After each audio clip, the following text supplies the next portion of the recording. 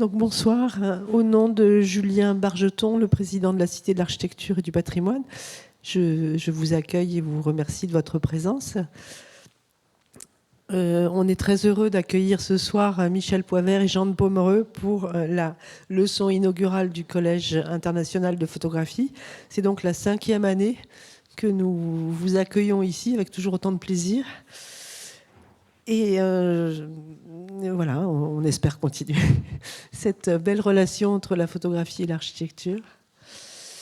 Je rappelle, pour ceux qui ne connaîtraient pas peut-être Michel Poivert, qu'il est professeur d'histoire de l'art à l'Université Paris 1 Panthéon-Sorbonne, où il a fondé la chaire d'histoire de la photographie. Il est critique et commissaire d'exposition, et il prépare une exposition qui promet d'être tout à fait intéressante à Bruxelles, l'exposition AI à images, au hangar à Bruxelles, donc sur l'intelligence artificielle et la photographie. Et cette exposition ouvrira le 23 janvier. En 2018, Michel Poivert a fondé le projet du Collège international de photographie dédié à la transmission et à l'expérimentation des savoir-faire photographiques. Tu nous en diras quelques mots tout à l'heure, ainsi que les projets. Je ne rappellerai pas tous les ouvrages qu'il a publiés, j'en citerai simplement 3 qui sont des ouvrages de référence. La photographie contemporaine, donc une 4e édition augmentée va paraître au printemps 2025, toujours chez Flammarion j'imagine. La première édition datait de 2018. 50 ans de photographie française de 1970 à nos jours, aux éditions textuelles en 2019, et Contre-culture dans la photographie contemporaine, toujours chez Textuel en 2022. Pardon. Où Jean de Pomereux figure. Alors justement, Jean de Pomereux, le photographe que nous invitons, il est artiste photographe, il est aussi docteur en géographie et chercheur à l'université de Cambridge. Il est spécialiste de l'Antarctique à travers 2 axes de recherche, l'histoire scientifique et politique et la culture visuelle. Jean s'est rendu à de nombreuses reprises en Antarctique, accompagnant des expéditions artistiques et scientifiques. Donc il y a ce double axe science et art dans le cadre de programmes américains, néo-zélandais et chinois. Il est co-auteur d'une histoire de l'Antarctique en 100 objets et il a contribué à l'édition de portfolios et de tirages au platine palladium à partir des négatifs originaux de certains des premiers photographes de l'Antarctique. On en verra quelques-uns tout à l'heure. Son travail artistique a dernièrement fait l'objet d'une exposition à la galerie Biguignon. Donc on disait tout à l'heure que c'était en 2022. Ouais, à Paris. Voilà, et vous pouvez voir une œuvre sur le côté. À la fin de la discussion, je vous propose d'aller regarder de près parce qu'il y a un certain relief et c'est la raison pour laquelle on avait envie de vous la montrer. Michel, je te passe la parole. Merci Aude, bonsoir à toutes et à tous. Monsieur le directeur, bonsoir. On est vraiment ravis de vous retrouver pour cette 5e édition à la Cité. Alors, c'est toujours l'occasion de donner un petit peu, avec cette leçon inaugurale, un peu le programme des activités du collège pour l'année à venir. Alors, on a plein de choses qui sont en train de se dessiner, pour certaines qui sont déjà entérinées et commencées. En quelques mots, vous dire qu'on va mettre au point un atelier campus avec le ministère de la Culture et l'école du Perret pour suivre pendant plus d'une année les élèves de l'école du Perret à travers leurs pratiques photographiques et leurs travaux expérimentaux. Qu'on va proposer en 2025 une bourse fortement dotée par rapport aux bourses habituelles pour la recherche et la création en photographie. C'est une bourse qui est soutenue à la fois par la Fondation Neuflis OBC et le ministère de la Culture. Donc on lancera l'appel à projet, je pense, en janvier. Aussi que nous allons avoir une magnifique à nouveau résidence en partenariat avec la Capsule au Bourget financée par la DRAC qui va accueillir une ou un artiste-chercheur en binôme avec un chimiste. Donc on va continuer à travailler sur les relations photographie et sciences. Qu'à partir de janvier, on fait un atelier avec l'École nationale supérieure des beaux-arts et son labo photo. Et c'est Cyril Venner, qui est un des fondateurs du collège, qui va travailler avec les élèves de l'ENSBA. J'espère qu'on continuera notre belle conversation avec Paris Photo, qu'on avait mis au point cette année avec Evelyne Cohen et qui s'est très très bien déroulée. On a été vraiment ravis. Dire aussi que notre université d'été aura lieu pour la première fois cette année avec la Villa Perrochon, dirigée par Philippe Guioni. Donc on fait un partenariat avec cette villa cette année. Donc c'est à Niort, hein, c'est un haut lieu de la recherche en photographie, qu'on continue à communiquer sur notre site Collège international de photographie, qui est administré par Cindy Urdebé, que je remercie vivement de suivre toutes nos pérégrinations et de poster régulièrement nos informations. On reprendra aussi un dossier qui était resté un petit peu en suspens pour des raisons techniques, dossier qui nous importe beaucoup, qui est piloté par Linda Garcia Dornano sur la reconnaissance du tirage au patrimoine culturel immatériel. C'est le moment, 2026, ça va être le bicentenaire de la photographie, donc on veut vraiment porter ce métier pour que ces savoirs soient reconnus. Et puis plein d'autres projets, et peut-être même un projet d'édition, de collection de cahiers. On est en train d'y réfléchir. Et puis l'implantation du côté de Brie-sur-Marne est un peu en pointillé. L'argent public étant aujourd'hui une denrée rare, on est en train de continuer à travailler au financement de ce projet qui était bien avancé, mais j'en saurai plus un tout petit peu au début de l'année. Voilà, c'était un peu les infos en vrac pour 2025. Mais ce soir, je suis particulièrement heureux d'offrir ce moment de leçon inaugurale à Jean de Pomereux. On l'a dit, j'ai découvert ton travail, Jean, il y a presque 3 ans maintenant, un mois près, lors d'une exposition monographique à la galerie Thierry Biguignon, la galerie Biguignon, pardon, rue du Bourg-Thibourg à Paris. C'est une exposition qui m'avait beaucoup marqué. J'avais décidé rapidement de publier ton travail dans Contre-Culture, dans la photographie. Et si parfois le terme d'artiste-chercheur est un peu usurpé, qui était très à la mode, tu es vraiment un chercheur-artiste. On l'a dit à travers tes fonctions au sein de l'université à Cambridge, aussi tes nombreuses contributions scientifiques. Tu es un géographe, un historien de la culture visuelle et un artiste, on va le voir de premier plan aujourd'hui, et c'est rare de mener de front ces deux activités, et on va voir comment, dans toute la soirée, ta grande connaissance de l'Antarctique, de son histoire, t'a amené à produire des pièces, j'allais dire, qui peuvent, dans un premier temps, et c'est le but, nous surprendre, mais qui vont montrer comment tu es aussi, peut-être un peu en Antarctique, mais aussi au cœur de la photographie contemporaine aujourd'hui. Alors, si vous voulez bien, on va commencer par le commencement, c'est-à-dire, avec un géographe, on fait toujours un peu de géographie. Moi, je trouve que c'est jamais inutile de repartir des cartes. Exactement. Merci Michel. Je suis vraiment très honoré par ton invitation et puis surtout par la façon dont tu as su déchiffrer mon travail, en tout cas le but de mon travail. Et quand j'ai lu ton texte dans Contre-Culture de la photographie contemporaine, j'étais juste... je crois que je suis tombé par terre. Moi qui ne suis jamais allé en Antarctique. Non, mais tu as juste compris. Donc, merci. Oui, commençons par l'avant-commencement. Et on a pensé qu'avec Michel, ce serait bien de montrer un peu, d'expliquer un peu ce que c'était que l'Antarctique, parce que c'est vraiment par définition le continent invisible et oublié et méconnu parmi tous nos continents. Et en fait, sa représentation, je vais faire bref, parce que sinon je vais commencer à vous faire un cours de cartographie, on en sera encore là dans une heure, c'est pas le but. Très rapidement, l'Antarctique a d'abord été imaginée, comme vous le voyez en bas de ces globes, de ces cartes. Ça a commencé avec Aristote en Grèce antique, 3e siècle. Et Aristote pensait en effet qu'il devait exister un continent au sud pour contrebalancer les continents connus du nord. Donc c'est une histoire de symétrie en fait au départ. Et donc cet imaginaire qui s'est avéré être un instinct correct pour d'autres raisons, cet imaginaire est une qualité de l'Antarctique qui continue jusqu'à aujourd'hui. C'est vraiment un endroit un peu comme, je dirais, comme Mars, comme Vénus. C'est un endroit à la frontière d'une réalité très tangible et des connexions directes, d'interconnexions directes avec tout ce qui fait le système terrestre, et en même temps qui reste un territoire de l'imaginaire. Alors, il est présent dès les cartes, on le voit, du XVIe siècle, avec une masse quand même tout à fait impressionnante dans la carte, la map monde. Et là, tu nous dis qu'il faut absolument regarder cette image parce qu'elle a été faite de très très haut.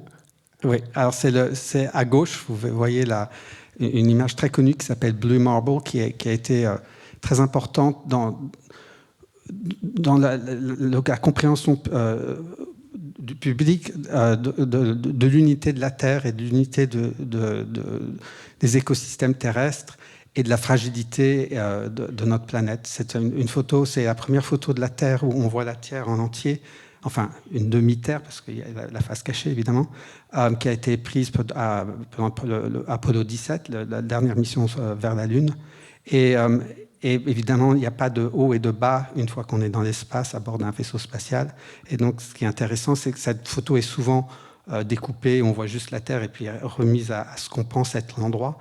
Là, on la voit dans sa version originelle avec l'Antarctique en fait au nord. Enfin, pas au nord, mais ce qu'on pense être le nord. On parle vraiment d'une contrée gigantesque. C'est un continent et ça mesure 1,5 fois la taille des États-Unis. Ouais.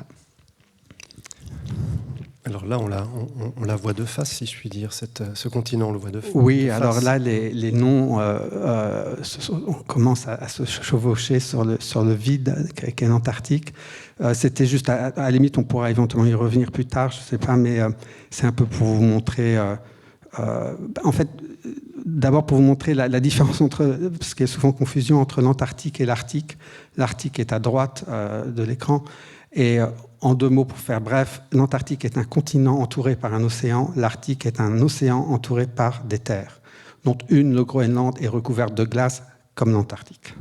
Voilà un résumé de... Ça va mieux en le disant. Alors, on a fait de la photographie, des photographies, des représentations qui ne sont pas que cartographiques de ces régions du monde très tôt. On est au début du XXe siècle, on voit les dates, là, 1910-1913, une expédition. Et j'avais envie de, quand même, par anecdote, de dire, mais quand es-tu allé pour la première fois en Antarctique dans ta vie? Moi, j'y suis allé en 2002. 2002, donc il y a un peu plus de 20 ans. Ouais. Et quand tu as commencé à t'intéresser à l'histoire visuelle, puisque c'est aussi ça ton grand projet aujourd'hui de recherche, c'est faire l'histoire culturelle et visuelle de l'Antarctique, tu as commencé à tomber sur des mines iconographiques, alors qu'on pourrait s'attendre à 2 choses. D'abord, que personne n'a été faire des photographies là-bas, et deuxièmement, qu'il n'y avait absolument rien à voir, si ce n'est du blanc. Ouais. Mais voilà. Et en fait, la photographie en Antarctique a commencé à la fin du 19e siècle, donc je dirais une dizaine, quinzaine d'années avant ces photos. Mais c'était des photos qui étaient prises par des explorateurs qui avaient d'autres missions au sein de leurs expéditions, mais qui prenaient des photos. Donc on peut dire ça, j'aime pas ce mot, mais entre guillemets amateurs. Là, on est face aux premières photos prises par quelqu'un qui s'est déclaré professionnel, qui était professionnel, Herbert Ponting, qui était un photographe britannique, qui est allé, qui a accompagné le capitaine Scott pour essayer de conquérir le pôle Sud. Et Ponting se définissait lui-même comme un camera artist. Et avait fait de nombreux reportages en Asie, etc. Et alors, ce qui est intéressant, c'est qu'il était vraiment, son esthétique, son approche de l'Antarctique était une approche romantique, classique, et il essayait, là où il pouvait, de mettre des repères, des éléments humains, en fait. Donc, il ne concevait pas vraiment l'Antarctique sans l'humain, alors que l'Antarctique était, et ça c'est important de le dire, un continent sans humains, sans population native. Donc, quand l'Antarctique a été découverte en 1820, aucun humain n'y avait mis les pieds. C'est un continent hors humanité. Et lui arrive, et pour des raisons de montrer des échelles, de montrer des profondeurs de champ, et pour montrer un peu la grandeur romantique et sublime de l'Antarctique, à la manière de nombreux photographes qui photographiaient les Alpes, par exemple, à Chamonix et autres, il essayait de placer des personnages, des objets, et qui donnaient des clés pour interpréter la vastness, la vaste contrée de l'Antarctique. Alors là, on est face à probablement ce qui reste le chef-d'œuvre ultime de la photographie en Antarctique, qui est par le même photographe, Ponting, qui s'appelle Ice Grotto. Et c'est intéressant parce qu'il est rentré à travers une grotte d'un iceberg, un iceberg qui est bloqué par la banquise au début du printemps. Et on voit qu'il place au premier plan deux collègues de son expédition. Et à l'arrière-plan, le bateau qui les a amenés en Antarctique, le Terra Nova. Et puis, encore plus loin, on voit une chaîne de montagnes qui s'appelle le Victoria Range. Mais là, tout y est. Il n'y a pas d'humain, mais il y a de la vie. Et il y a de la vie, exactement. Donc, la vie se compose majoritairement dans l'océan, des mammifères marins, mais évidemment aussi des manchots, pas des pingouins, des manchots. Des pingouins sont des petits oiseaux en Arctique. Et là, le fameux manchot empereur, c'est probablement une des premières photos d'un manchot empereur qui a jamais été prise. Et à mon avis, ça reste la plus belle, malgré tout ça qui sont venus après. On a vu tellement d'images d'animaux qu'il faut faire un effort pour se rendre compte qu'on a là des opérateurs qui travaillent avec des moyens de l'époque, qui ne sont pas rudimentaires, mais qui sont beaucoup plus contraignants. Alors, je ne sais pas si c'est des négatifs verts. C'est des plaques de verre de 20 cm. Il faut travailler avec des gants. Ouais. On a des systèmes d'embrayage et d'ébrayage ou d'obturation qui peuvent souffrir évidemment du froid. Donc, ce pauvre manchot, ce beau manchot, est le résultat d'énormes efforts d'opérateurs photographes. Tu as tout à fait raison de dire. L'entreprise technique de Ponting, la maîtrise, donc ils sont arrivés en bateau et ils ont construit une cabane qu'on apercevra plus tard, dans laquelle il avait une chambre noire et où il faisait tous les procédés de développement, etc. Donc, mais il avait aussi un traîneau avec lequel il tirait et il allait se balader à droite et à gauche autour de la cabane. Mais c'était fou de te dire, c'était le laboratoire, le laboratoire le plus au froid de l'histoire. Exactement. Et c'était vraiment techniquement. Et malgré ça, il arrive à un piqué, une qualité photographique de ces négatifs qui est juste remarquable. Alors, les humains, ils sont là quand même, dans ce corpus. Oui, et il fait cette merveilleuse série de portraits. Il n'y en a que 8, en fait. Des portraits en intérieur qui sont éclairés. En fait, il n'y a pas de lumière artificielle, donc il place ces sujets. Il prend ces sujets quand ils rentrent de leurs travaux en extérieur, donc ils sont fatigués, ils ont faim, ils n'ont pas vraiment envie de poser, et du coup, ça leur donne ce visage un peu alerte. Ils ont la peau cuite. Hein. Ils ont la peau cuite. Et donc, c'est à l'entrée de la cabane où il y a une porte, et c'est la lumière naturelle. Magnifique série. Sauf une image qui est prise en extérieur. Et donc ces images, en fait, ces négatifs sont à l'institut dans lequel je travaille à Cambridge, qui s'appelle le Scott Perler Research Institute. Et à l'époque, je faisais, donc c'était des années 2008-2009, je travaillais, enfin, j'avais fait une maîtrise là-bas, et je connaissais le plus grand tireur du platine palladium qui s'appelle Georges Charlier, qui a une société, une compagnie en Belgique, pas très loin de Bruxelles. Et Georges est le grand spécialiste, entre autres du platine, mais entre autres, peut-être surtout du platine. Il travaille sur d'autres médiums aussi, comme le glacis.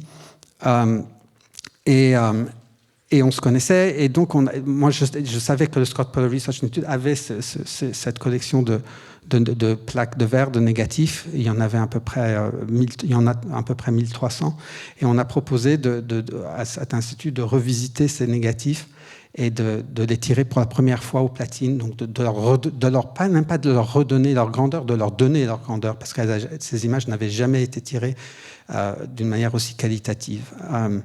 Et donc, on a sorti un très beau portfolio qui contient une série de 48 images d'œuvres de Ponting en 5 catégories: portrait, bateau, vie d'intérieur, etc. Et puis, on continue aussi à faire certains tirages à l'unité, je dirais, enfin des séries limitées. Donc voilà. Donc une valorisation des archives immédiate. C'est-à-dire que non seulement on en prend connaissance, mais on va vers l'épreuve qui est tellement importante pour nous au collège, de la production d'une épreuve de haut niveau pour faire exister ce corpus par l'épreuve. Et je rajouterai juste rapidement une chose, c'est que le platine palladium, comme tu sais, les métaux, le platine et le palladium sont les métaux parmi les plus rares, pas seulement sur Terre, mais dans l'univers, et les plus stables. C'est plus stable que l'argent et c'est plus stable que l'or même. Donc en fait, en faisant des tirages platine-palladium, on pérennise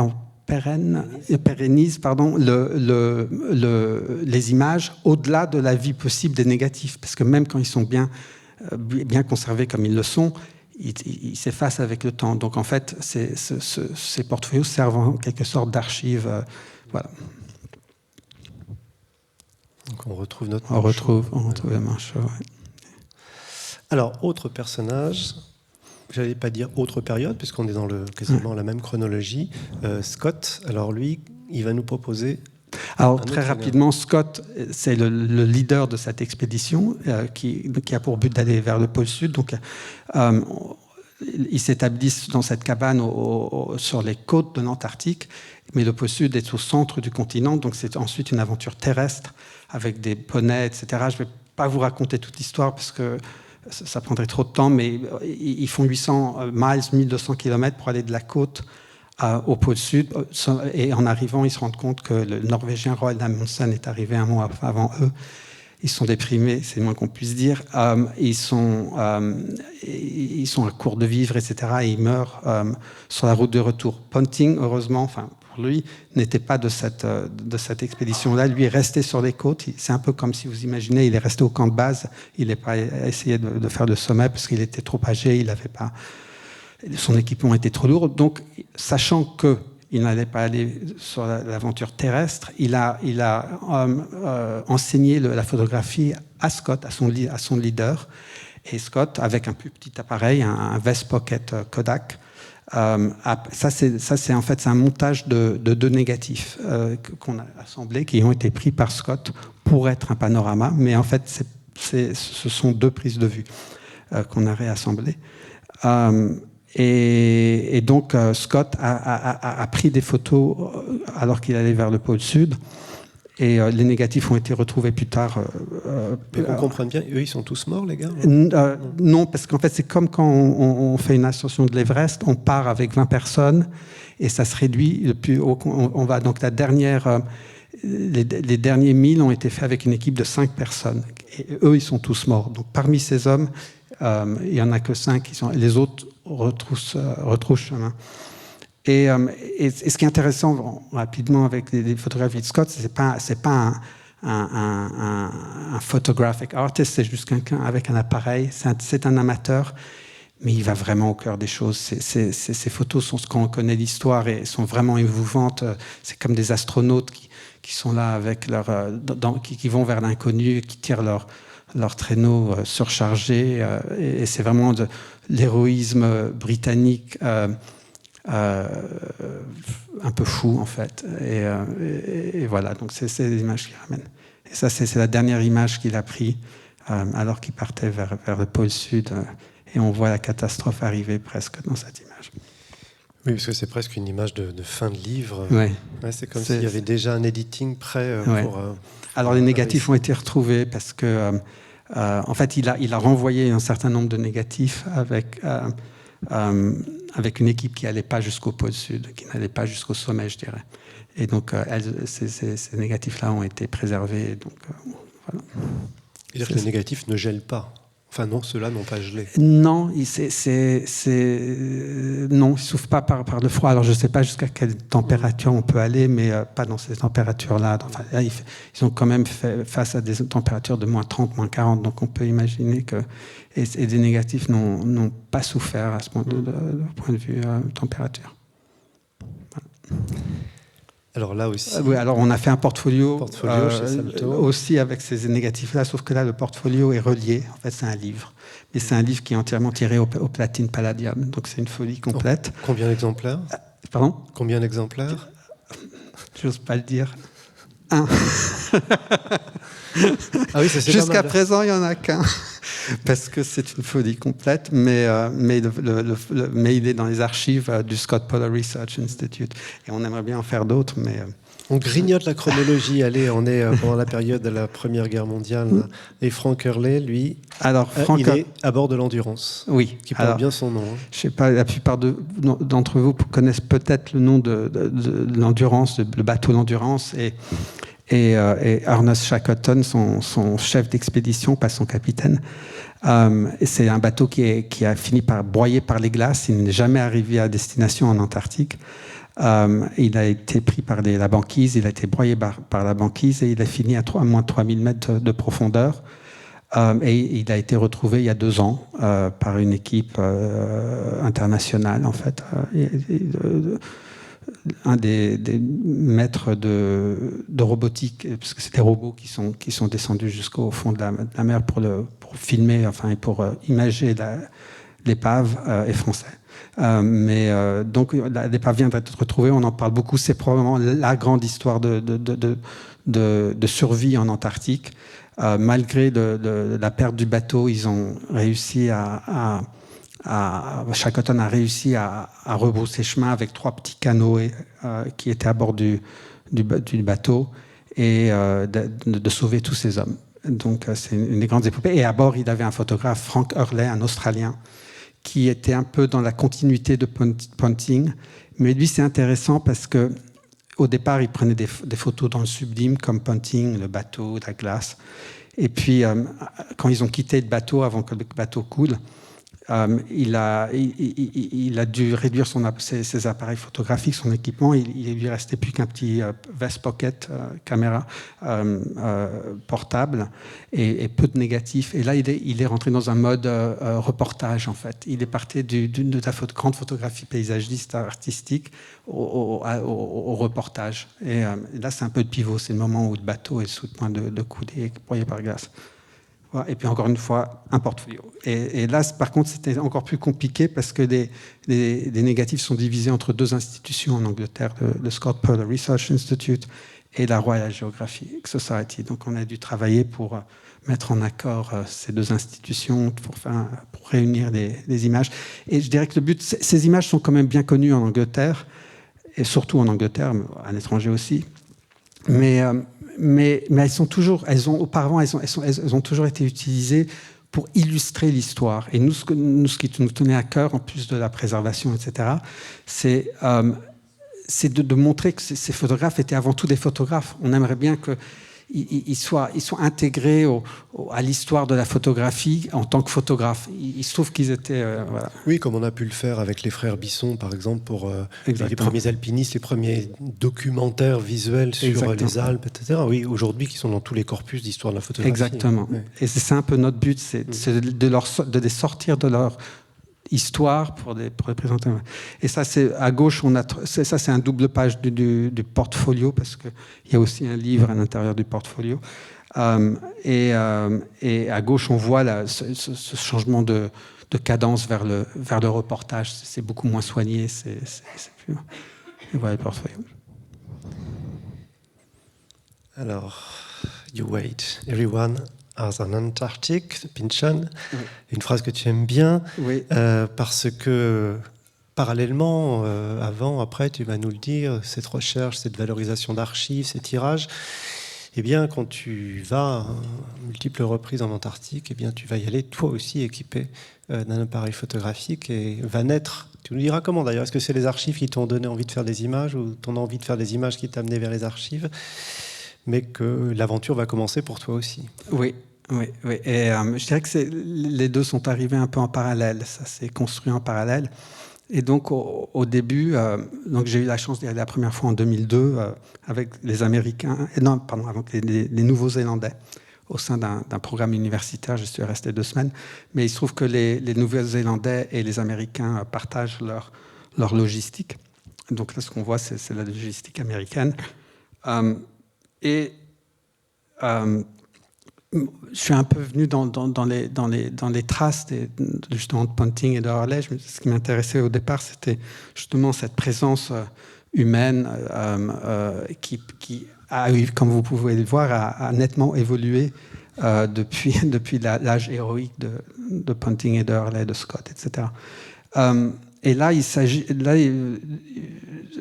s'agissait de montrer un peu l'incongruité de cette présence humaine, la bizarrerie, un peu comme des astronautes sur Mars, de cette relation entre la logistique, la matérialité humaine et ces contrées blanches, et de montrer aussi un peu derrière tout ça, il y a la géopolitique, il y a un aspect un peu reportage sur ce qu'est devenu l'Antarctique. En fait, l'Antarctique, sous le traité de l'Antarctique qui a été signé en 1959, est une zone non démilitarisée. Non. Démilitarisée, merci. Mais la logistique, on a le droit d'utiliser de la logistique militaire, mais on n'a pas le droit d'amener d'armes ou de munitions.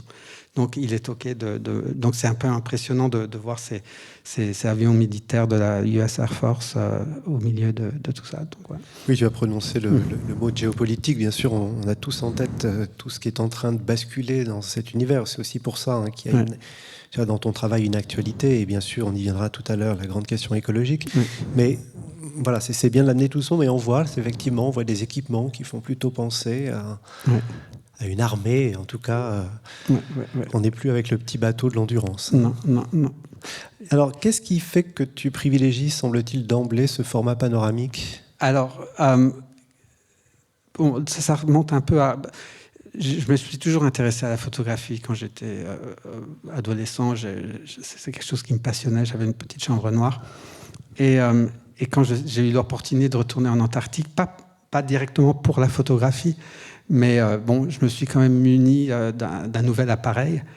Et puis j'ai pensé, l'Antarctique, c'est horizontal. C'est David Lean, c'est Omar Sharif qui sort du désert. Et je me suis dit, il me faut un appareil panoramique. Et il se trouvait qu'à l'époque, il y avait un appareil Hasselblad qui s'appelait le X-Pan, qui est un peu un appareil, c'est un peu geek, mais c'est un peu un appareil de légende. Et donc, je me suis acheté cet appareil à Singapour, en route pour l'Antarctique. Et oui, je concevais l'Antarctique comme étant un endroit, une terre horizontale, ce qui est évident. Et donc, l'image d'avant, on voit, c'est une vue. Donc, je suis allé sur certaines expéditions, je suis allé en avion, d'autres en bateau. Donc, ça, c'était une expédition où j'accompagnais pour faire du reportage. Donc, c'était une expédition chinoise en Antarctique. C'était en 2008-2009. Et je faisais un reportage qui a été publié dans un magazine qui s'appelle Chine Plus. Mais en même temps, je faisais ma propre photographie un peu artistique, je ne sais pas comment le dire, mais plus recherchée du point de vue esthétique. Et donc ça regroupe ces images que vous voyez, elles regroupent plusieurs voyages. L'image d'avant, on voyait, c'est la cabane de Scott. Donc c'était documenter des activités contemporaines, comme on le voit avec les avions, etc., mais aussi repartir sur les traces du passé. Et ce sont des ruines ou elles ont été conservées ? Alors, elles ont été conservées, elles ont été en très mauvais état. C'était des cabanes en bois préfabriquées qu'ils ont assemblées en 1910, enfin, à chaque fois que ces expéditions arrivaient sur les côtes. Et elles ont été laissées à l'abandon et elles ont été restaurées depuis une vingtaine d'années. Il y a des programmes néo-zélandais et britanniques de restauration de ces cabanes et c'est hyper émouvant quand on rentre dedans. Tout est figé dans le temps, tout est sauvegardé et préservé par le froid. Donc c'est très émouvant. Donc c'est la cabane de Scott. Ça, c'est une croix qui a été érigée par une expédition un peu plus tard. Où un des explorateurs est mort, il est tombé dans la mer à travers la banquise et c'est des bouts de bois qui étaient à bord du bateau. C'est des bouts de bois qui normalement sont utilisés pour la réparation du bateau. Tous ces bateaux étaient équipés de bouts de bois pour des réparations éventuelles. Et là, malheureusement, c'est une croix. Quand tu réalises ces premières images dans ton parcours de photographe, tu as bien sûr en tête, ou en tout cas les archives que tu découvres au fur et à mesure, mais qu'est-ce que tu as en tête comme modèle dans l'histoire de la photographie, dans la photographie contemporaine ? Est-ce qu'il y a des choses que tu as envie d'approcher ? Oui, ça viendra plus tard. Là, à ce stade, c'est plutôt des photographes en Antarctique que je connaissais, et des photographes alpins aussi. Ça, c'est une référence. Les buissons, tu as dit, etc. Ensuite, on va y arriver, mais on part dans le paysage pur. Et il y a évidemment Sugimoto qui trône, mais d'autres aussi. Donc, c'est l'épuration. Oui, donc là, tu t'inscris dans une histoire, une histoire visuelle de l'Antarctique. Effectivement, on retrouve le souci du détail, la désolation, mais aussi le caractère parfois sublime ou pittoresque. Tout est là. Hein. Ouais. La vie, ou en tout cas le peu de vie qu'il y a, est documenté. Ouais, c'est ça en fait, c'est de montrer qu'il y a de la vie, mais qu'il y en a très peu en même temps. Donc en fait, l'Antarctique se définit mieux. C'est une géographie de l'absence, ou une géographie négative.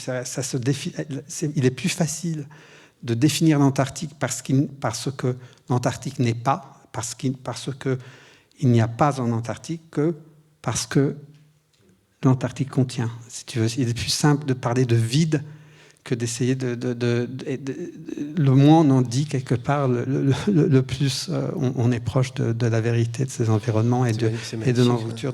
Donc ça, ce poteau qu'on a vu avant, chaque flèche donne la distance jusqu'à, je sais pas moi, Moscou, New York, etc. Donc c'est un truc un peu classique qu'on voit dans ce genre d'endroit.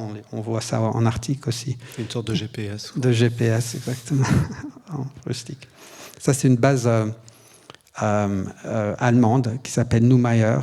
Ils l'ont reconstruite en surface, mais à l'époque, elle était enfuite sous la glace. Donc, ce qu'on voit, c'est des cheminées, tout simplement. Donc, encore une fois, c'est hors du temps, c'est bizarre, c'est lunaire, qu'on pourrait dire, mais c'est bien réel. Et voilà. On imagine les existences des équipes. Oui, quand je suis arrivé sur cette base, il y avait, c'est des bases qui peuvent accueillir en moyenne 40 à 100 personnes l'été, suivant les bases. Il y en a des plus grosses. L'américaine McMurdo peut entretenir à peu près 1000 personnes. Donc ça, c'est la capitale, on pourrait dire, de l'Antarctique. Mais cette base-là, c'est à peu près 40 personnes en hiver et en été, pardon, à peu près 8 personnes en hiver. Et j'étais assez surpris. D'ailleurs, il y avait 7 hommes et une femme cette saison-là. Donc parce qu'évidemment, l'Antarctique est une histoire dominée en tout cas jusqu'aux années 70-80 par la virilité et ça commence à changer. Et ça change beaucoup. Et le programme américain est presque arrivé à parité. Je crois pas tout à fait quand même, mais ça évolue. Ça, c'est une photo qui a été prise en 2006. Tout n'est pas figé dans la glace. Donc. Non. C'est une piste d'atterrissage. Encore une fois, c'est assez extraterrestre comme ça, lunaire. Poser une question bête, mais à ce stade-là, est-ce qu'il t'est venu à l'esprit de travailler en couleur ? Non, et ça c'était que de la même manière que le panoramique. Pour moi, c'est drôle. Je n'ai jamais vraiment. Il y a beaucoup de photographies en Antarctique qui est très saturée en bleu, en vert, les icebergs, etc. Et pour moi, c'était instinctif. Je sais pas si c'était une référence, mais c'est en référence à autre chose, mais c'était juste instinctif que c'était la simplicité. Et donc d'enlever la couleur, ça faisait une couche de moins, je dirais. C'était une dimension de simplicité en plus ou en moins, je ne sais pas. Et là aussi, comme Ponting, j'ai réalisé qu'il y avait des animaux en Antarctique. Donc ça m'intéressait dans cette image-là, le contraste entre la peau du phoque et cette pierre, cette falaise. Et alors, je suis pas du tout photographe naturaliste. Je sais pas m'y prendre et j'ai pas la patience ni le savoir. Mais là, j'ai eu de la chance que je suis tombé sur un espèce d'une foule de bébés manchots empereurs les parents, les adultes étaient partis à la pêche pour ramener ensuite du krill pour les nourrir. C'est une crèche, en fait. C'est une crèche, exactement. Donc, ils sont tous là à se demander un peu ce qui se passe. Et c'était juste tellement abstrait et tellement bizarre. Et évidemment, bon, il y a le bruit qu'on n'entend pas et l'odeur aussi, je devrais dire. Donc, c'est pas aussi pur qu'on peut imaginer. Mais voilà, encore une fois, c'est la bizarrerie, non, pas seulement de la présence humaine, mais de la présence animale. Ça, j'aime bien adapter En attendant Godot. Voilà, on sait pas très bien où il va, ce qu'il va faire et pourquoi. Ouais. Et puis, bon, on rentre dans le blanc et les choses se simplifient. Et là, c'est deux skieurs qui font du ski de fond, enfin, qui étaient dans le camp où j'habitais pendant cette expédition. Et voilà, et qui donne un peu la porte d'entrée à la prochaine. Parce que peu à peu, le travail va s'épurer. Et c'est tout doucement, là, on est dans tes images, on va aller de plus en plus dans ton travail qui va être un immense travail de soustraction, on va le voir, mais, enfin, d'addition, mais une addition de vide. On va voir comment, finalement, à un moment donné, il y a un vrai défi photographique, à la fois esthétique, technique et conceptuel. Hein. Oui, donc, en fait, ce qui se passe, c'est que la série que vous venez de voir est un peu influencée par Ponting, Hardy, etc. Cette présence humaine, ce classicisme de mettre l'objet humain pour avoir une référence, une entrée de lecture dans l'image. Mais en fait, en parallèle, j'ai aussi réalisé que en fait, l'expérience de l'Antarctique, si on voulait vraiment aller au cœur des choses, c'était bien évidemment pas l'humain, parce que l'Antarctique est un continent sans population indigène. Et plus que ça, c'est que le paysage, comme je l'ai dit, manque de repères, manque de profondeur de champ, parce qu'il n'y a pas de végétation, il n'y a pas d'arbres, il n'y a pas il n'y a pas d'obstacle. Il n'y a pas d'obstacle, donc on n'arrive pas à lire les distances et la taille des choses. Là, il se trouve que c'est un volcan actif, il y en a 3 en Antarctique, le mont Erebus, qui culmine à plus de 3000 mètres d'altitude. Là, je suis au niveau de la mer. Et voilà, donc ça résume un peu des choses, ça résume ce manque d'échelle, en fait. Et je me suis dit, en fait, l'expérience antarctique, c'est ça. Il faut pas essayer d'intégrer des gens. Enfin, c'est pas qu'il faut pas, mais une autre façon de faire, c'est comme tu dis, de soustraire la présence humaine et d'essayer de rendre visible ce manque, en fait, et au contraire, de ne pas le repousser, mais au contraire de l'incorporer et de le prendre entre ses bras, en fait. Dans cette série, tu travailles toujours avec ton appareil panoramique, oui. Toujours en noir et blanc, oui. Mais tu pousses le curseur vers le vide, tout doucement. Oui. Et cette horizontalité, elle se manifeste de plus en plus. Exactement. Ça, c'est une prise de... Alors, ça tombe mal. Voilà, un renversement de... Mais j'ai fait quelques images, comme verticales, comme ça, où on sent l'énormité du ciel, on ressent un peu l'immensité du ciel. Un ciel qui doit être incroyablement bleu. Oui, incroyablement lumineux. Oui, ça suivant les météos, mais quand il fait beau, il est incroyablement bleu. Il n'y a quasiment pas de pollution. D'ailleurs, c'est pour ça que l'Antarctique est devenu un endroit de prédilection pour l'astrophysique et les astronomes, pardon. Donc voilà. Mais là, on retombe dans la verticalité. C'est des grands. Là, j'étais à bord d'un brise-glace, mais des grandes épaves d'iceberg. Et voilà, le motif de l'iceberg qu'on n'a pas vu jusqu'à présent, et que tu vas commencer auquel tu vas commencer à confronter aussi l'appareil photographique, qui est un motif, je dirais, aujourd'hui extrêmement classique, en raison du risque de sa disparition, de symboles qu'il représente. Là, tu essayes de l'englober dans ton cadre. Ou plus tard, une série qu'on va voir qui s'appelle Sans nom. Là, c'est un peu le début, mais des icebergs, c'est un peu là. Quand on entend parler, évidemment, on n'a pas encore parlé de changement climatique, mais on va y venir. Mais c'est un peu le symbole de la perte de glace, évidemment. C'est une perte naturelle, c'est une perte saisonnière. Mais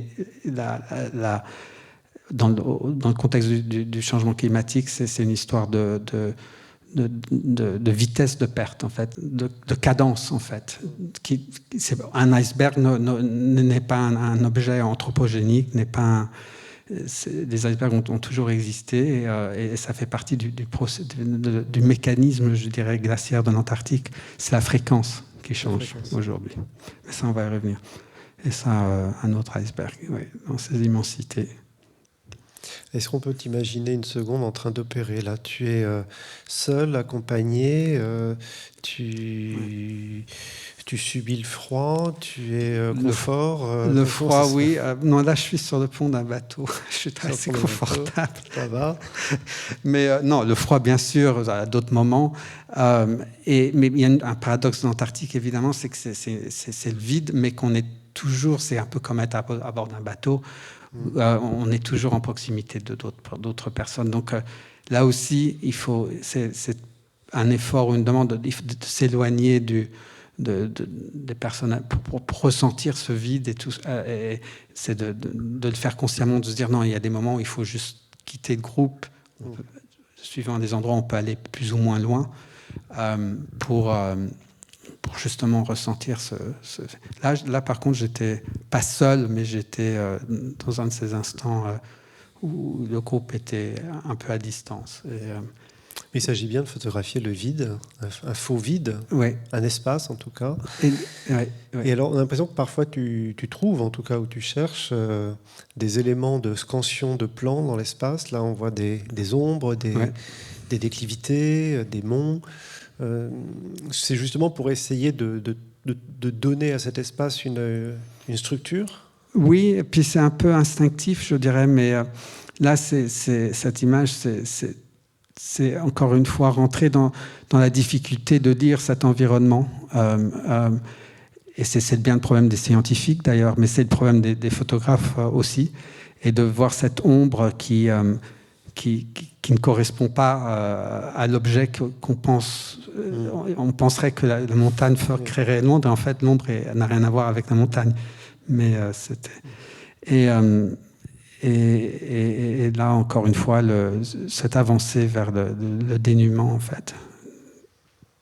Pas trop en dire, parce que c'est une certaine évidence.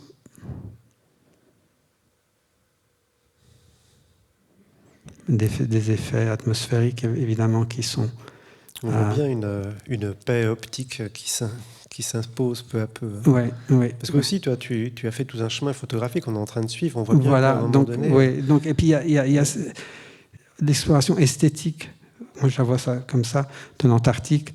C'est un peu une quête initiatique où on part du monde habité, que ce soit le sud de l'Amérique du Sud, que ce soit Cape Town, la Nouvelle-Zélande, l'Australie.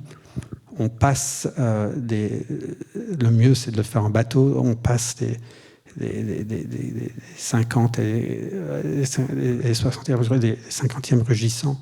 On se détache, du monde habité et humain, et on est dans la tempête, et puis on arrive enfin à la banquise, et quand on est dans la banquise, tout se calme, la tempête, les vagues se calment, la banquise reste la plupart du temps très stable, et là on se faufile comme dans un labyrinthe vers les côtes du continent. Et là, il faut se trouver son chemin à travers la banquise. Et puis on arrive sur les côtes du continent, la plupart des, pas toutes les côtes, mais la plupart des côtes sont assez montagneuses. Et donc on tombe dans ce romantisme de Ponting, etc. On tombe dans ce sublime, en fait. Et on est ému par la grandeur du continent. Et puis c'est en allant à l'intérieur des terres c'est pas des terres à l'intérieur des glaces, je dirais, parce que le continent est recouvert à 98% de glace, qui peut atteindre jusqu'à 4 km de profondeur. Une fois qu'on arrive dans ce grand blanc, on touche au vide. On est dans l'abbaye cistercienne. Donc c'est une quête vers le vide, en fait. Et c'est un peu pour moi l'arrivée au rien de l'Antarctique. Évidemment, ça évoque Sugimoto, mais c'est le but. Le but est atteint quelque part. En Suisse, ça devient difficile de savoir où il faut aller après. Mais... Oui, mais on va le voir. Tu aurais pu en finir, t'arrêter là. Ouais. Une citation de Bird. Oui, mais je sais pas. Peut-être, tu veux que je la lise ou c'est pas... Non, c'était peut-être une illustration justement de cette quiétude glacée que tu évoquais tout à l'heure. Alors, 2008-2009, la mer gelée. Oui, ça c'est des petites séries pour montrer que... On change de format. On change de format et puis j'expérimente et puis j'introduis un peu la couleur quand même. Ouais. Et ça c'est la banquise et ça m'intéressait de faire un panorama mais de pas de relier les images justement. C'était... Voilà, j'ai pas il y a une recherche. Voilà, on sent que la couleur arrive, tu casses le panorama. Ouais. C'est vrai que par rapport à l'image qu'on a vue tout à l'heure, il fallait sortir, il faut essayer quelque chose si on a envie de continuer. Exactement, mais c'est ça en fait. Tu y touches. C'est exactement, c'est que je suis arrivé avec l'image toute blanche qu'on vient de voir, topographie de l'absence. Je suis un peu arrivé au but. Et puis là, je recommence en fait. Je recommence à chercher en fait, et c'est tout à fait ça. Voilà. Et puis, les contours du silence, on est en 2009. Ça fait partie de cette même de continuation de faire je veux dire, bon, je suis un peu arrivé au bout du panoramique aussi. Je vais essayer de carrer, mais en fait, je retombe dans la même esthétique quelque part et dans la même, pas si c'est le mot esthétique, mais je retombe dans le même vide. Et donc, c'est un peu une continuation, ça. Et j'aime beaucoup ces images, mais je suis en train de me rendre compte que si je continue à faire que ça va devenir un peu rébarbatif, quoi. Je veux dire, il y a un moment donné où il faut aller au-delà de ça. En même temps, j'aime bien ces images des rues. Enfin, je ne les cache pas.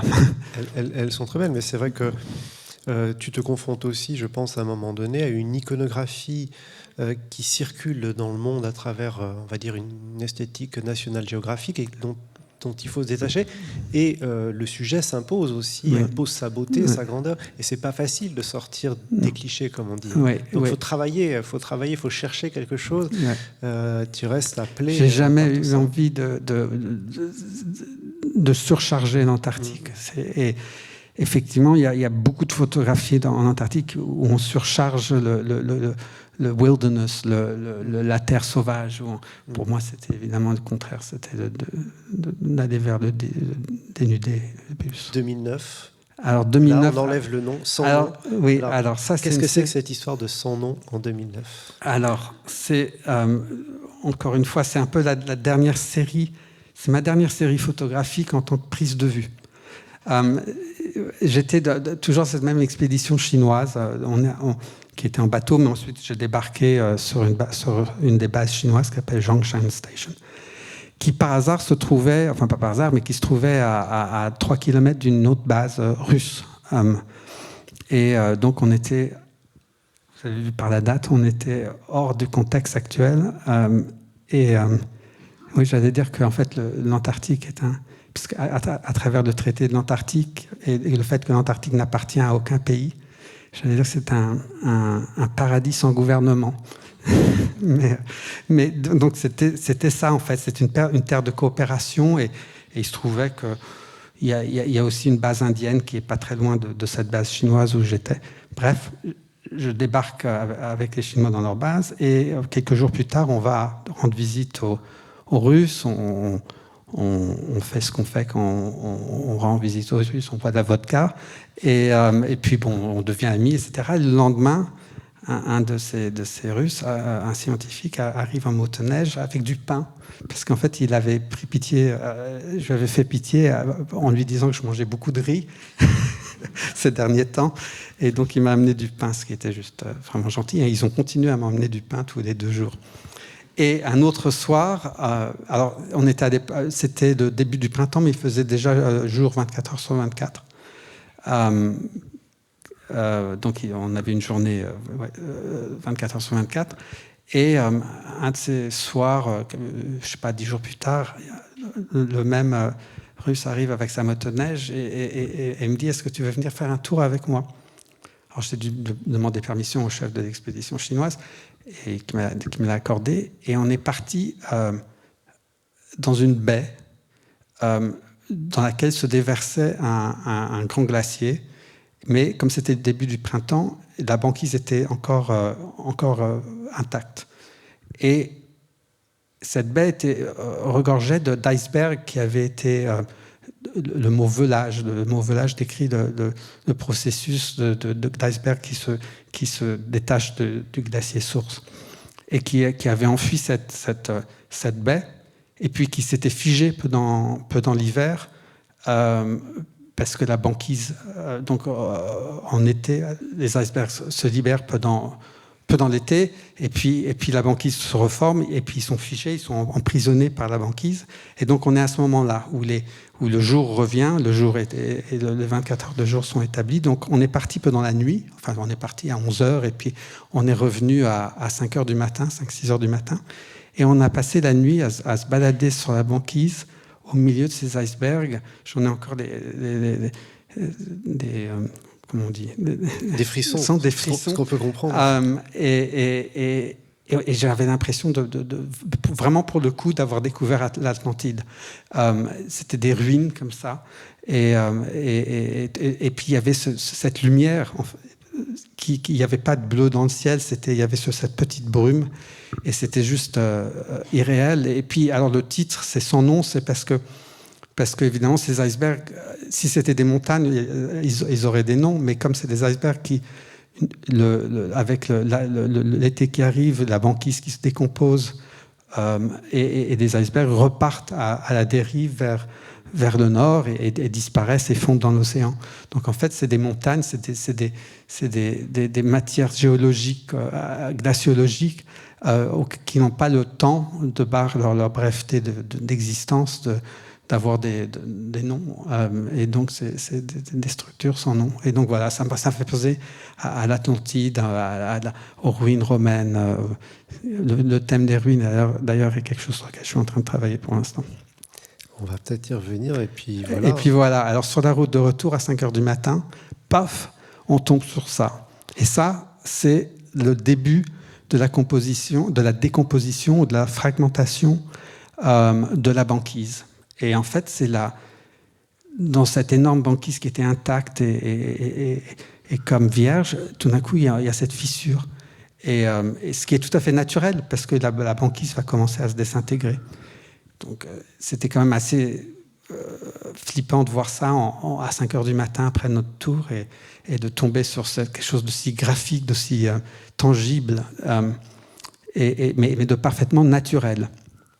Et cette image... Oui, elle va devenir un peu une image signature pour toi. Voilà, donc elle est reprise, elle commence à circuler sur l'Internet, elle a été choisie pour un catalogue d'exposition sur la glace par un musée au sud de Seattle, et elle est reprise comme testament du changement climatique. La glace fond, la glace se craque, c'est la fin du monde.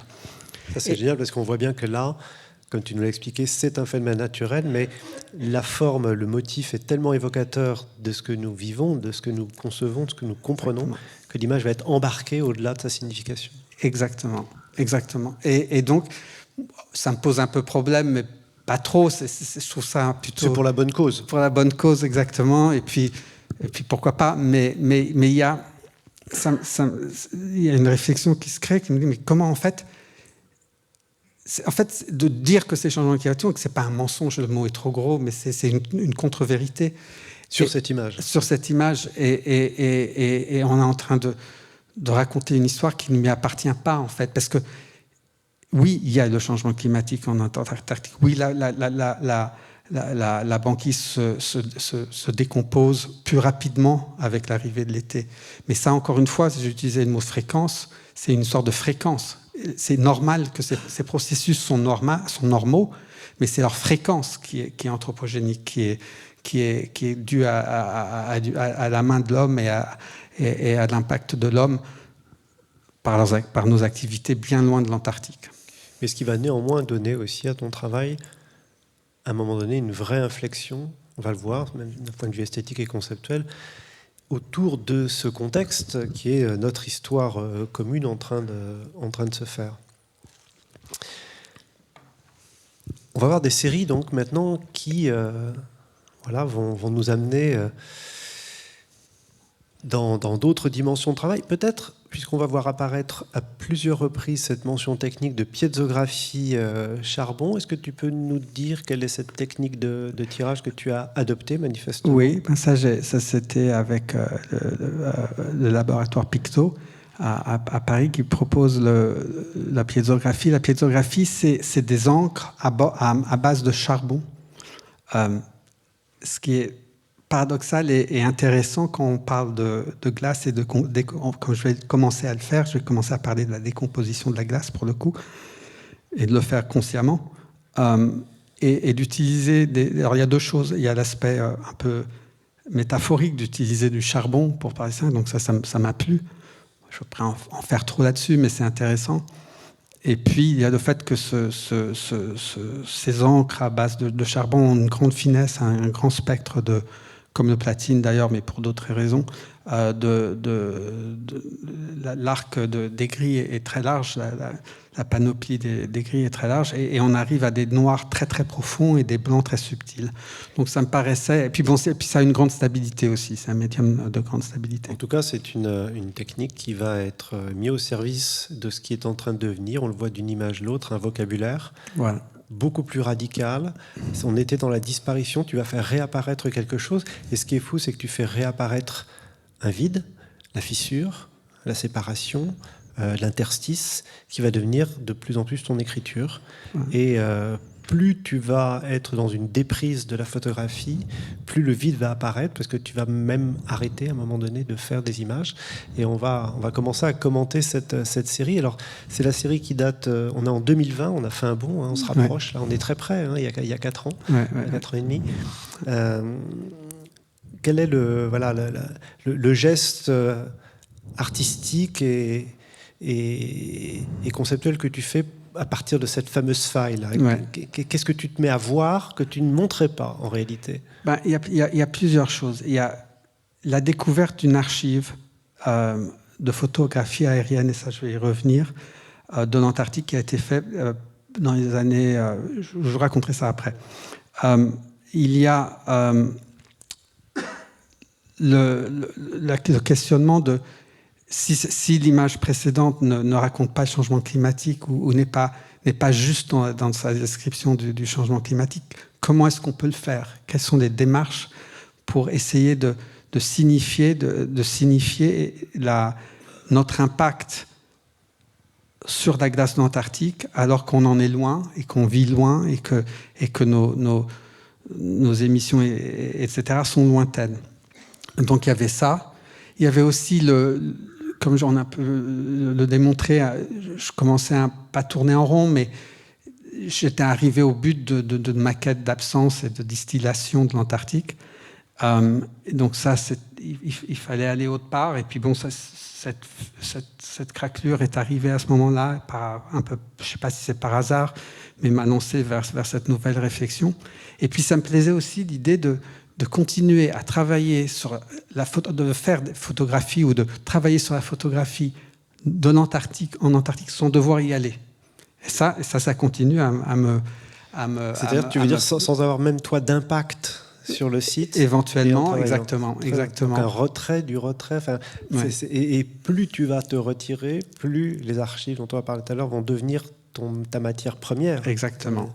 Donc en tout cas, là, on voit bien que tu commences à privilégier, et on va le voir sous des formes extrêmement diverses, l'interstice, je ne sais pas comment dire, la faille serait vraie et pas vraie. C'est pas un gouffre, c'est un interstice. Oui. Une frontière, une fêlure, une fêlure, mais qui devient un trait, qui devient une barre, qui devient... Et donc, oui, exactement. Et donc là, je montre... Ça, c'est une photo... Après, je vous explique comment la source de ces images. Mais pour être simple, c'est une photo aérienne en verticale de la banquise. Et il se trouve qu'à cet endroit-là, la banquise est fêlée, comme dans l'image que j'ai prise, que vous avez vue juste avant. Et donc, moi, tout simplement, je vais juste rajouter une autre fêlure, mais qui, elle, est faite de ma main, de la main de l'homme, je dirais. Et donc, c'est une façon de parler de fréquence ou d'augmentation du processus et de reconnaître qu'il y a une fêlure tout à fait naturelle, tout à fait normale, et puis que nous, on est en train d'en rajouter d'autres. Mais c'est formidable, parce qu'en fait, tu repars toujours de l'histoire de cette première faille qui a eu un succès iconographique, et en fait, tu vas la rejouer et tu vas y ajouter désormais un geste. Ouais. L'image est une archive, et tu vas mettre le geste de la main de l'homme qui agit. C'est-à-dire c'est la double faille. Il y a une faille, entre guillemets, naturelle, et une faille qui va être la faille produite par l'Anthropocène. Exactement, exactement. Mais avec un travail on pourrait qualifier de graphique, de limite d'abstrait. Tu vas pousser, parce que finalement, les paysages où on ne voyait quasiment plus rien, on était au bord de l'abstraction, de l'évanescence. Oui, mais ça, on n'en a pas parlé, mais des images, des prises de vue très abstraites, évidemment, comparées à Ponting, Hurley qu'on voyait au départ. Eux, ils étaient dans une ère classique, romantique. Et ça, je ne l'ai pas dit, mais quand je vais vers ce vide, c'est parce que je vis à mon époque et que j'ai eu la chance de connaître l'abstraction dans la peinture, et que donc de tomber dans d'arriver dans un continent ou de commencer à réfléchir à un continent de la même manière, peut-être, ou d'une manière proche d'un peintre, d'un Roscoe, enfin je ne vais pas me comparer à Roscoe, mais d'un artiste abstrait qui rentre dans l'abstraction, c'était ça.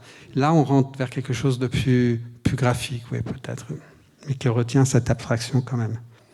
Alors voilà, détail. Ça, c'est un peu la grammaire pour mieux comprendre ce que je fais. D'ailleurs, c'est pour ça que j'ai amené une œuvre là.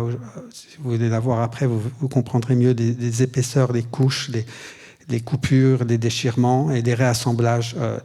Donc en fait, ce que je fais, c'est que je réassemble, j'interviens dans ces prises de vue aériennes qui documentent l'Antarctique de manière absolument neutre, enfin, si ça peut exister, mais pas neutre, mais qui essaye, enfin, dont le but est de simplement de ramener des images qui seront ensuite employées pour la cartographie. Donc, il ne faut surtout pas d'interprétation. D'ailleurs, il n'y a pas de photographe à bord, mais ça, je reviendrai encore une fois. Donc, moi, je reprends ces images et puis j'interviens dessus à travers cette grammaire de coupure, de réassemblage. Et le titre qui m'a... Pardon, vas-y, je t'ai interrompu. Non, mais c'est vrai que ça peut surprendre, mais non. Qu'est-ce que fait Stiglitz dans cette affaire ? Voilà, mais c'est plutôt le titre, en fait. Mais c'est... Donc, on parlait de la main de l'homme, de fait que c'est moi, ma main, la main de l'homme qui va intervenir dans ces paysages, dans ces topographies. Et en fait, c'est surtout pour le titre, en fait. Je dirais, mais c'est le symbole aussi. Ouais. Voilà. C'est vraiment la ville, la machine qui va forger la ville. Voilà. La main de l'homme, elle est là. C'était très métaphorique chez Stiglitz aussi. Hein. Il a appelé ça la main de l'homme parce que la nature devient invisible, quoi. Elle est complètement... Oui. Je peux faire une anecdote d'historien de l'art ? Non, mais justement... Oui. C'est la seule photographie d'Alfred Stiglitz qui a été publiée 2 fois dans sa grande revue Camera Work. La première fois en 1902, vous voyez, c'est une image pictorialiste un peu douce, un peu brumeuse. Et la deuxième fois, c'est une image straight où il a enlevé une grande partie de la fumée, où c'est beaucoup plus graphique. Okay. Et quand on monte ces 2 images, c'est troublant de voir le chemin qu'il a fait esthétiquement. Je ferme la parenthèse. Non, il faut voir que j'aille voir. Alors voilà, moi, l'exposition dans laquelle j'ai rencontré ton travail, c'est l'exposition à la Galerie Biguignon. On est en janvier 2002. Et donc, le produit de tes travaux d'incise, de pliage, de photographie d'archives et d'intervention vont trouver désormais une place dans une galerie d'art contemporain. On est en train de cheminer, on a fait des voyages, on a fait des réflexions, des recherches, et là on se trouve au cœur de la création contemporaine, ce qui était chez toi une attente ? Oui, enfin je ne sais pas si Thierry est là, parce qu'en fait malheureusement il est en accrochage aujourd'hui, parce qu'il y a une ouverture de nouvelle exposition demain ou après-demain. Non, je voulais faire une exposition, c'est clair. Et je connaissais la galerie de Thierry, qui était haute part, qui était rue Charlot au premier étage, mais j'étais complètement captivé par les photographes qui représentaient, puis c'était tout à fait dans cette réinterprétation, enfin son intérêt pour l'utilisation de la matière photographique, qui est devenu un sujet majeur pour Michel, évidemment. Donc tout ça se tient. Mais cette espèce de nouvel intérêt pour la matière photographique et la transformation photographique. Donc tout simplement, je me suis dit, si je fais une exposition dans une galerie, j'aimerais vraiment que ce soit dans celle-là. Et il était dans un petit espace à l'époque. Et j'ai fait ce qu'il ne faut pas faire, c'est que j'ai envoyé un email avec un portfolio. Je me demande, est-ce que vous pouvez recevoir? Et par miracle, il a dit oui. Et puis il est venu me voir dans mon atelier. Et puis il m'a proposé une exposition, tout simplement. Mais entre-temps, il a repris cet magnifique espace dans le Marais. Donc il m'a dit non seulement oui, mais il va falloir pas meubler, mais il va falloir occuper cet espace qui était magnifique et blanc et qui correspondait parfaitement à mes images et mes travaux. Et donc on y a trouvé tout ce corpus de travaux où il y a une photographie d'archives, une intervention de l'homme, mais aussi différents types d'incises qui peuvent être des découpes, ou on le verra dans l'original si vous vous approchez tout à l'heure, des déchirures. Donc toute une manière de prendre l'image en main, hein, vraiment c'est quelque chose qui m'importe. Et j'aimerais peut-être que tu nous dises, mais qu'est-ce que c'est que cette archive? Parce qu'elle est tellement incroyable. De quelle photographie aérienne nous parles-tu depuis quelques instants? Voilà, donc il se trouve que dans les années 50, 60, 70, ça a même duré jusqu'en dans les années 80, c'est une grande période scientifique et de recherche, de compréhension, de déchiffrage de l'Antarctique. Et il y a eu un programme aérien dont il s'agissait de survoler sur des lignes prédéfinies l'Antarctique. Et donc là, vous voyez à l'écran une image de l'Antarctique tout entier, mais ensuite on va en gros plan et on voit ces lignes. Et ces lignes, c'est des lignes de vol, en fait. Et donc, à l'intérieur des avions qui faisaient ces vols, il y avait un instrument, un appareil photographique qui s'appelle trimatrogon, et en fait qui consiste en 3 appareils. Celui du milieu prend des images verticales, à intermittence établie, ça peut être toutes les 10 secondes, 20 secondes, suivant l'altitude de l'avion. Donc l'avion décolle, il se met en position de vol, et puis l'appareil est enclenché, et c'est automatique, il n'y a pas de photographe, c'est des photographies sans photographe, c'est simplement de l'enregistrement visuel de ce qu'il y a dessous, et les 2 autres appareils, gauche et droite, sont des obliques, donc on voit ce qui est en dessous, mais on voit aussi en haut d'image l'horizon. Donc voilà, chaque cliché est triplé, donc oblique gauche, verticale, oblique droite, et les trois appareils sont synchronisés, et ils se déclenchent, comme je viens de le dire, à une vitesse préétablie qui peut être de plusieurs secondes. Et donc, chaque fois, c'est des négatifs énormes de 20 cm sur 20 cm. Donc, ça fait une quantité de matériaux photographiques juste invraisemblable. C'est des archives. Et ce programme, en plusieurs décennies, a récolté près de 400 000 images, si vous vous rendez compte. 400 000 images sur lesquelles on voit quasiment rien. Non, parce que si on revient à l'image d'avant, on voit que les concentrations de vol sont quand même sur des zones côtières et sur des zones où il y a des montagnes.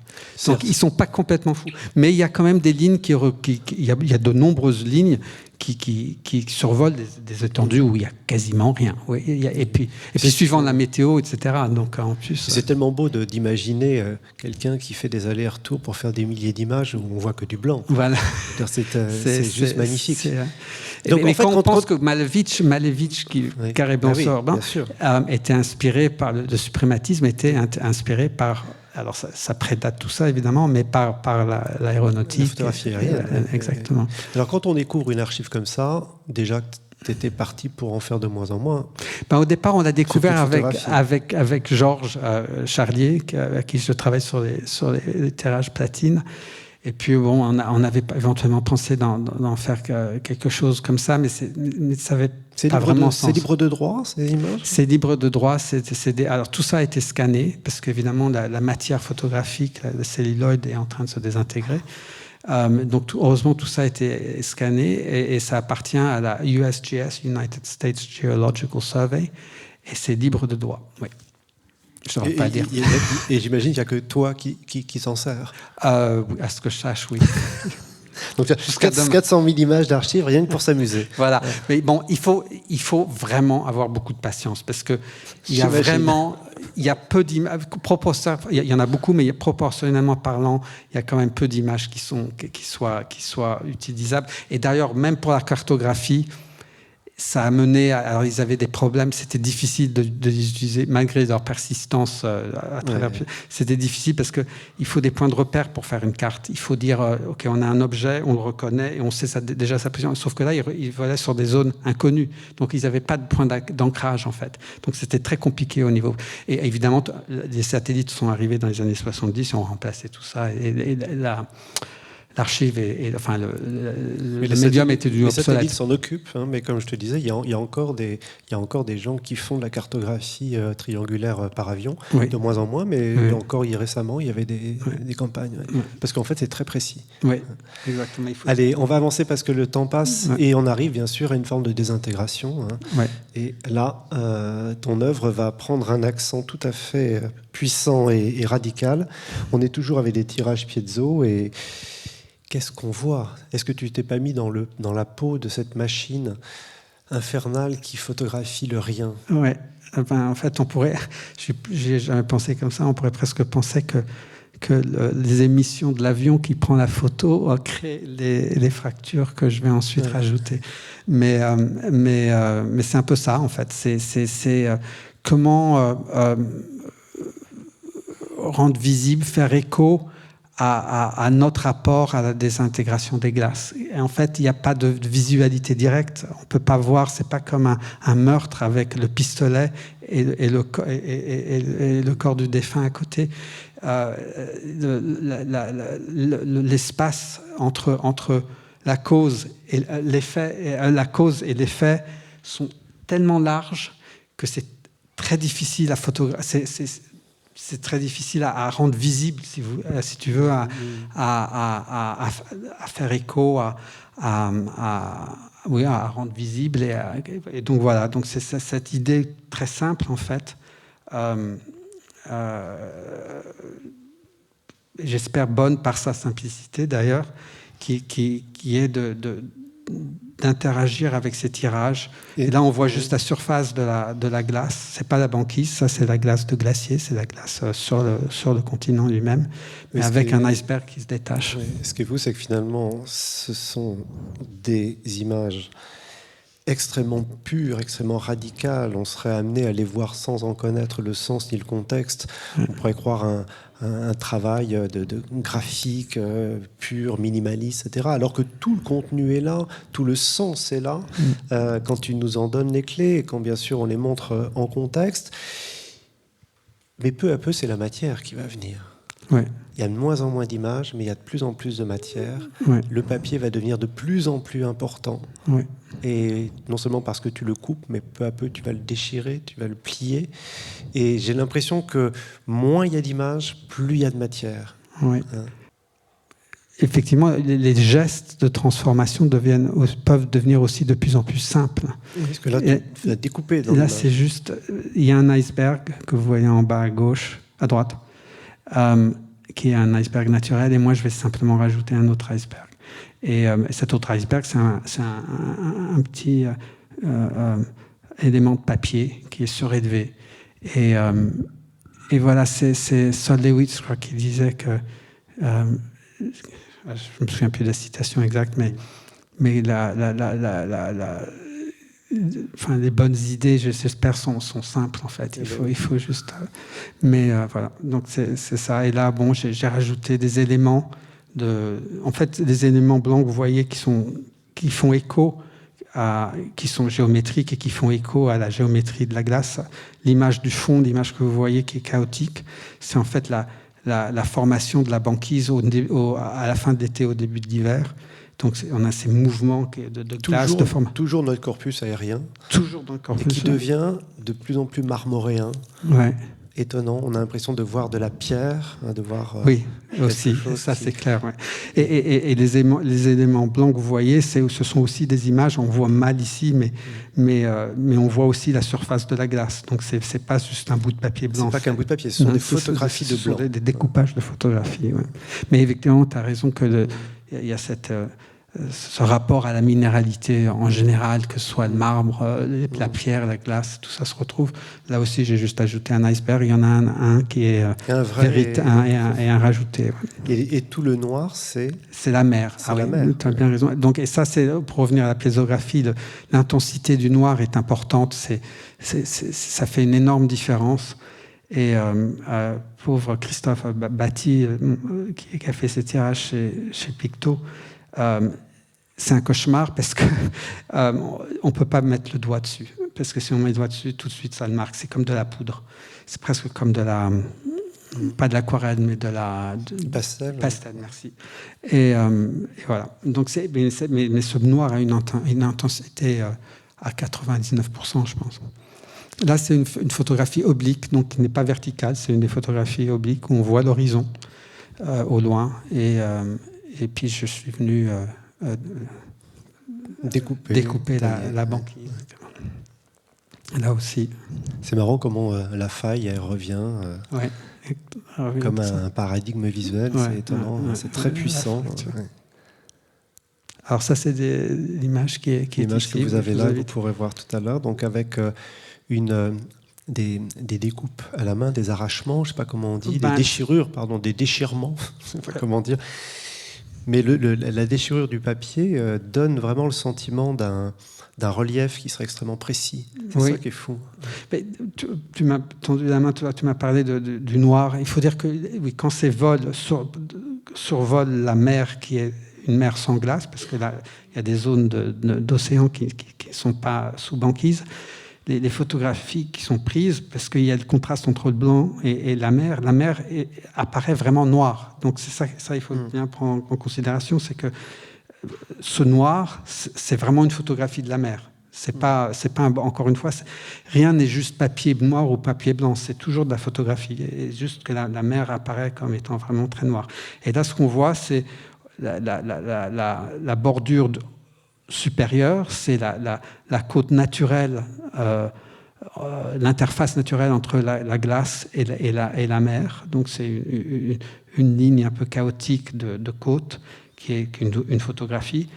Et ça, je vous invite à aller voir ça tout à l'heure. L'élément en dessous a été rajouté. Et en fait, c'est une déchirure. C'est moi qui ai déchiré le papier. Donc c'est encore une fois ce parallèle entre... Et là, c'est la même chose. À gauche, on a l'élément de gauche en diagonale, on a la bordure de la banquise, et à droite, c'est ma découpure. C'est un objet que j'ai rajouté. Incroyable. Une telle radicalité, telle simplicité. En même temps, c'est... Surtout que tu ne fermes pas l'image. C'est ça qui est génial. C'est-à-dire qu'en fait, ce fond noir, ce bord perdu, fait que la mer continue partout, autour de l'écran. Voilà, ça fuit de partout. Ouais, c'est vrai. Là, c'est une séquence de trois cadres, en fait, de 3 images, mais c'est un triptyque. Où on voit, c'est plus littéral, mais on voit cette expansion et là aussi, donc on part d'un objet gelé que j'ai intégré. C'est une séquence en fait. Et à gauche, comme un iceberg, et puis je vais déchirer les deux éléments et on retrouve l'iceberg qui s'est divisé en deux. Ça, c'est une fragmentation, aussi une déchirure que j'ai établie dans la banquise. Mais c'est moi qui l'ai créée. Disparition. Là, c'est plus difficile. Ouais. Puis on va s'acheminer tout doucement vers la fin des travaux, mais là, on voit que, je parlais de la matière, on a quelque chose qui devient plus rugueux d'une certaine manière au regard. Oui, alors ça, c'est les images, c'est des images verticales de la banquise en fragmentation, donc au début du printemps, enfin au printemps. Et donc il s'émiette. La banquise peut s'effriter avec des grandes ruptures, comme vous en avez vu, mais elle peut aussi s'effriter comme des confettis, en fait, comme des miettes. Et ça, c'est le cas. Et moi, je fais simplement passer une forme qui s'inscrit dans ces images et qui est censée, d'une manière assez abstraite, évoquer la main de l'homme, quoi, juste comme notre. On a l'impression que ça vient en défonce dans l'image. Oui, c'est en profondeur. C'est en profondeur. Ça correspond à aucun processus naturel. C'est juste. C'est comme un fantôme qui passe, mais pour rappeler la main de l'homme et la présence de l'homme. Et là. Là j'ai retiré un iceberg, j'ai retiré un élément du papier, j'ai découpé un papier, mais j'en ai pris un autre que j'ai rajouté. Encore une fois, c'est difficile à expliquer, mais c'est juste cette évocation. Bien, ouais. Et là, c'est un quadruptyque où on voit à gauche cet émiettement de la banquise et à droite, c'est des images de la surface de la glace terrestre, donc du glacier. Et donc, c'est un peu une évocation des proportions entre la glace terrestre et la glace de mer, enfin la banquise. Et voilà. Alors, celle-là, j'y tiens quelque part parce qu'on a encore une fois à gauche le bord d'une banquise qui se déverse dans la mer. Donc, vu de haut, c'est juste la démarcation entre la glace de terre et la mer. Et à droite, je vais rajouter un bout de mer, mais tout droit. C'est toujours de la photographie. Hein, c'est toujours de la photographie, c'est toujours de la surface de la neige, c'est toujours la mer. Mais je vais rajouter cet élément tout droit pour rappeler que seul l'humain s'est fabriqué, que la nature n'a pas de ligne droite, en fait. Donc, c'est une évocation de l'influence humaine plutôt que l'influence naturelle à gauche. En fait, pardon, je suis inversé. À gauche, c'est la nature, grosso modo. À droite, c'est l'humain. Anomalie. Donc là, ça, tu vas continuer à travailler sur les découpes. Et donc j'ai retiré un iceberg que j'ai ensuite coupé en deux et déposé dans la mer, c'est tout. Et là, j'ai encore une fois découpé, extrait un petit iceberg et je l'ai encore une fois déposé autre part. C'est juste des interventions. Oui, d'une telle portée poétique et didactique, c'est assez fascinant parce qu'on a des œuvres qui sont extrêmement radicales dans leur imagité, si je veux dire. Elles sont des fois très, très, très difficiles à décrypter, mais quand on sait qu'on regarde de la photographie, ça nous fait beaucoup progresser aussi dans notre rapport à la photographie. C'est-à-dire de regarder quelque chose qui n'est pas figuratif d'emblée, qui n'est pas reconnaissable, ça ne veut pas dire qu'on n'est pas dans la photographie, j'allais dire au contraire. Alors les perturbations, je suis content qu'on arrive jusque-là parce que je parlais de la présence de l'objet. Peu à peu, la matière va devenir essentielle pour toi, et notamment dans la construction de ces céramiques, où finalement la glace va devenir quasiment un marbre. Un dallage. Et alors, comment se présente cette pièce qu'on peut très régulièrement voir dans la réserve qui est ouverte de la galerie Biguignon, parce que c'est une œuvre interactive, on peut dire. Oui, c'est ça. En fait, au début, ce qui m'intéressait, c'est qu'effectivement, cette banquise, encore une fois en formation, chaque carré ou rectangle, en fait, c'est des. Je reprends. Cette similarité entre la banquise en formation et un marbre ou une forme de géologie géologique me fascinait. Je me disais, c'est vraiment intéressant de faire des carrés ou quelque chose où on ne sait pas si c'est du marbre ou autre chose. Et donc, c'est comme ça que j'ai commencé. Et je me suis renseigné. En fait, il s'avère qu'on peut... ça s'appelle une décalque. C'est une photo... une image en positif, comme un diagramme, tirer des photographies, tirer des négatifs, et que je vais ensuite déposer sur le carreau. On cuit le carreau et ça s'intègre au carreau et ça devient une céramique avec cette image dessus. Et je me dis, ok, c'est très bien, c'est intéressant parce qu'on ne sait pas très bien justement si c'est marbre ou autre chose. En fait, on ne pourrait pas deviner que c'est de la glace si on ne le sait pas. Mais je voulais rajouter une dimension en plus, c'était de faire une série de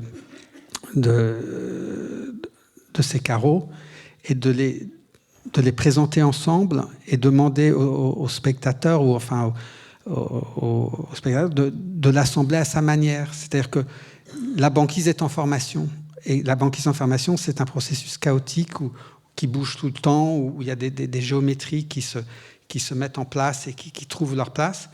Et je vais demander aux spectateurs d'assembler les carreaux comme ils veulent ou veulent, simplement pour évoquer que nous aussi, encore une fois, que notre main de l'homme, notre impact, a aussi un effet sur la formation de la banquise. Donc il y a la banquise qui se forme et nous on va la former, on va donner une couche de formation en plus. Et il n'y a pas d'assemblage nécessaire, il n'y a pas d'assemblage préétabli. On assemble comme on veut. J'en arrive bientôt à la fin de cette discussion. Ouais. La sculpture métallique, parce qu'on l'a aperçue tout à l'heure, est-ce que tu nous en dis un mot? Parce que alors là, on n'est même plus dans la matière, mais on est vraiment dans... Voilà, tu rentres dans le domaine du sculptural. C'est la faute de Thierry. Donc, comme je dis, Thierry Biguignon a repris cet espace. Et puis, lorsqu'il visitait mon atelier, mon studio, il voit cette forme que j'avais découpée dans un carton. Et il me dit, ah, c'est bien, c'est très sculptural, ça.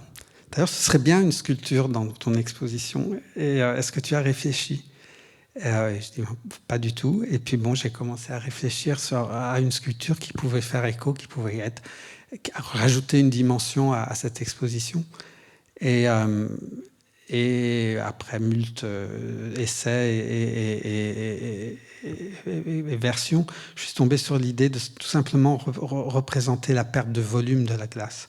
Donc on a cet iceberg qui est cette masse, là je parle d'une façon littérale, j'espère que ça tient la route simplement en tant que sculpture, mais effectivement on a un iceberg, cette forme pleine, et puis qui intercouple ce trapèze, qui est en fait une évocation de ce qu'était l'iceberg dans un premier temps. Et donc c'est la diminution, c'est l'image de l'iceberg complète et puis ce qui devient. Donc c'est une conversation sur la fonte en fait. Voilà. Sur la disparition de la glace. Jean, on a fait un magnifique voyage. Merci. Non seulement un voyage géographique, mais aussi un voyage intellectuel, un voyage artistique, parce qu'en 20 ans, tu nous montres une aventure et une démonstration de la manière dont on peut partir de l'expérience vécue pour aller jusqu'à la création qui peut sembler la plus radicale, la plus minimaliste, la plus abstraite, alors que tout est là, rien n'est abandonné, que le message peut passer, mais d'une manière qui est peut-être un peu différente, mais en tout cas qui permet aux spectateurs d'aborder les questions de forme, les questions d'écologie et les questions de photographie, parce qu'on n'a jamais quitté la photographie, sauf peut-être dans la sculpture, mais elle n'est possible que parce qu'il y a eu tout ce cheminement. Ouais. Merci Jean de Pomereux, merci beaucoup. Merci.